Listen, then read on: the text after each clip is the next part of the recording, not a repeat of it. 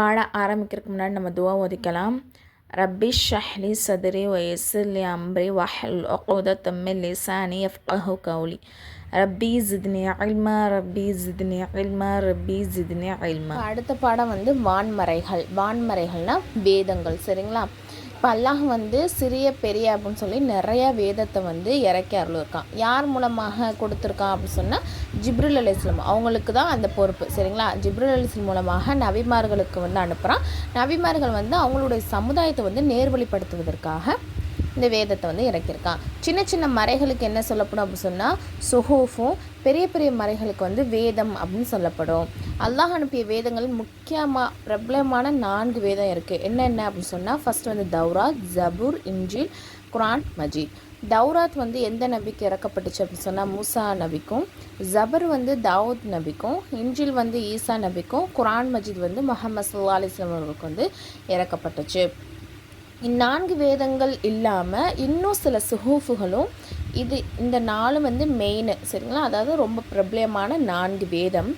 சின்ன சின்ன இதெல்லாம் நம்ம என்ன சொல்லுவோம், மறைகளுக்கு என்ன சொல்லப்படும், சுஹூஃபுகள். சரிங்களா? இதை தவிர இன்னும் நிறைய சுஹூஃபுகள் இருக்குது.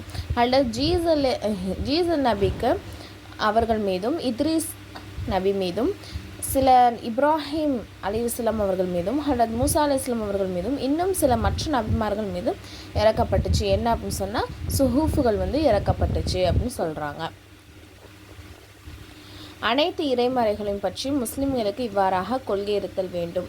அதாவது அல்லாஹ் அனுப்பின எல்லா வேதமே உண்மையானது தான் அப்படின்னு நம்ம நம்பணும். சரிங்களா? இந்த 4 வேதம் மட்டும்தான் அல்லாஹ் இறக்கு அருளப்பட்டது, மற்றதெல்லாம் கிடையாது. நம்ம என்ன பண்ணக்கூடாது, மறுக்கக்கூடாது. சுஹூஃபுகளும் இருக்குது, வேதங்களும் இருக்குது.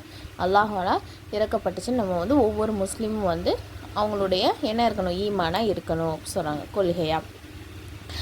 அனைத்து வான்மறைகளும் மனிதர்கள் நேர்வழிக்காகவே இறக்கப்பட்டுச்சு. இவை அனைத்திலும் நேர்வழியான விஷயங்களும் உபதேசங்களும் தான் இருக்குது. அதாவது அல்லாஹ் அனுப்பின அந்த வேதங்கள் மக்களை நேர்வழிப்படுத்துவதற்காக மட்டும்தான் இருந்துச்சு. அதே மாதிரி அதில் உபதேசங்கள் அதிகமாக இருக்கும். ஒரு விஷயத்தை அல்லாஹ் ஏவி இருப்பான், சில விஷயங்களை செய்யக்கூடாதுன்னு விலக்கியிருப்பான். அப்புறம் சொர்க்கத்தை பற்றி, நரகத்தை பற்றி, அப்புறம் எப்படி எப்படிலாம் நடந்துக்கணும், மக்கள் எப்படி நடந்துக்கணும்னு சொல்லிட்டு சட்டத்திட்டங்கள், இந்த மாதிரி எல்லா விஷயங்களுமே அந்த வேதங்களே இருக்கும். குரான் மஜீத் அருளப்பட்ட பிறகு முன் சென்ற அனைத்து வேதங்களும் அதன் சட்டங்களும் காலாவதி ஆகிவிட்டன. இன்னைக்கு கியாமத் நாள் வரை இந்த உம்மத்திற்கு குரான் மஜீத் சட்டத்தின்படி அமல் செய்வதிலே வெற்றி இருக்கிறது. அதாவது என்ன சொல்கிறாங்கன்னா, இப்போ இதில் என்ன விஷயம் சொல்கிறாங்க அப்படின்னு சொன்னால், இப்போ ஈசா நபிக்கு இன்ஜில் வேதம். ஈசா நபிக்கு அப்புறம் யார் வந்தால், முகமது நபி தானே நபியாக வந்தாங்க. இப்போ முகமது நபிக்கு என்ன, குரான் தான். அப்போ அந்த குரானை தான் எல்லா மக்களுமே பின்பற்றணும்.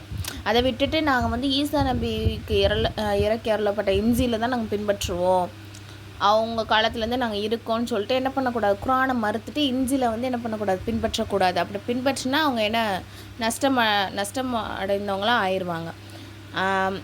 அப்போ நபிக்கு குரான் அருளப்பட்டுருச்சு அப்படின்னு சொன்னால் இதுக்கு முன்னாடி உள்ள எல்லா வேதங்களும் என்ன ஆயிரும், காலாவதி ஆகிரும். காலாவதினா எக்ஸ்பிரி ஆகிடுச்சு. இனிமேல் அதன்படி செயல்படுத்தக்கூடாது.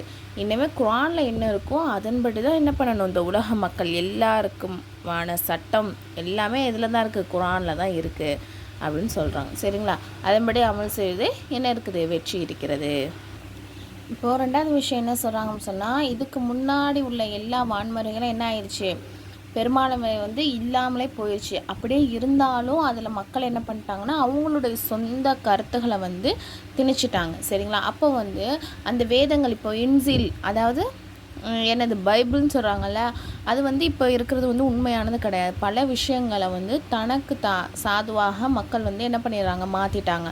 அப்போது அந்த பைபிளில் குரானுக்கு தோதுவாக இருந்துச்சு, சம்மந்தமாக அதாவது முரண்படாமல் இருந்துச்சு அப்படின்னு சொன்னால் அந்த விஷயத்தை ஏற்றுக்கலாம். அதே குரானுக்கு முரண்பாடாக ஏதாவது விஷயம் இருந்துச்சு அப்படின்னு சொன்னால் நம்ம என்ன பண்ணக்கூடாது, அதை ஏற்றுக்கக்கூடாது. அதே மாதிரி அதை பற்றி நம்ம எதுவும் பேசவும் கூடாது, உண்மைப்படுத்தணும் அவசியம் இல்லை, நம்ம மௌனமாக இருந்துடலாம். அதே மாதிரி ஆனால் இதுக்கு முன்னாடி உள்ள அந்த வேதங்களை ஃபுல்லாக இப்போ இல்லாமல் போயிடுச்சு. இருந்தாலும் கூட அவங்க என்ன பண்ணிட்டாங்கன்னா மாற்றிட்டாங்க, அதான் உண்மை. ஆனால் குர்ஆன் வந்து அப்படி கிடையவே கிடையாது. குர்ஆன் வந்து எப்போ இறக்கப்பட்டுச்சு, 1400 வருஷத்துக்கு முன்னாடி எப்படி இறக்கப்பட்டுச்சோ அதே மாதிரி ஒரு எழுத்து கூட மாறாமல், எந்த சட்டங்களும் மாறாமல் அதே மாதிரி இப்போ வரை நம்மள்ட்ட இருக்குது. சரிங்களா? மூணாவது பாயிண்ட் என்ன அப்படின்னு சொன்னால், இப்போ வந்து அல்லாஹ்வால் இறக்கி அருளப்பட்ட அனைத்து வேதத்தையும் சுஹூஃபுகளையும் என்ன பண்ணணும், நம்ம வந்து நம்பிக்கை கொள்வது மிக மிக அவசியமாக இருக்குது. இது அல்லாஹ்விடமிருந்து தான் அல்லாஹ் தான் என்ன பண்ணான், இறக்கி தந்தான், இறக்குனா அப்படின்னு சொல்லி நம்பிக்கை கொள்ளணும். அப்படி நம்பிக்கை கொள்ளலை அப்படின்னு சொன்னால் அவங்க என்ன ஆக முடியாது, முஃமினே அவங்க கிடையாது அப்படின்னு சொல்லி சொல்கிறாங்க. இதில் உள்ள கொஷின் ஆன்சர் வந்து நம்ம யூடியூப் ஷார்ட்ஸில் வந்து போடுவோம். இன்ஷா அல்லாஹ் நீங்கள் அதிலே கமெண்ட்லேயே வந்து ஆன்சர் பண்ணிக்கலாம். இது ஃப்ரீ முஅல்லமா கோர்ஸ். இது வந்து நம்ம சர்டிஃபிகேட் கொடுத்துருவோம் இன்ஷா அல்லாஹ். இந்த கோர்ஸில் வந்து ஜாயின் பண்ணுறதுக்கு விருப்பம் உள்ளவங்க, அதாவது ஒன்லி லேடிஸ் மட்டும், நான் கீழே டிஸ்கிரிப்ஷனில் டெலகிராம் சேனலுடைய லிங்க் வந்து கொடுக்குறேன். இன்ஷா அல்லாஹ் விருப்பம் உள்ளவங்க மட்டும் அதில் வந்து ஜாயின் பண்ணிக்கோங்க. இன்னும் டீட்டெயில்ஸ் வந்து அந்த சேனல்லே நான் கொடுத்துருக்கேன். அஸ்ஸலாமு அலைக்கும் வரஹ்மத்துல்லாஹி வபரகாத்துஹு.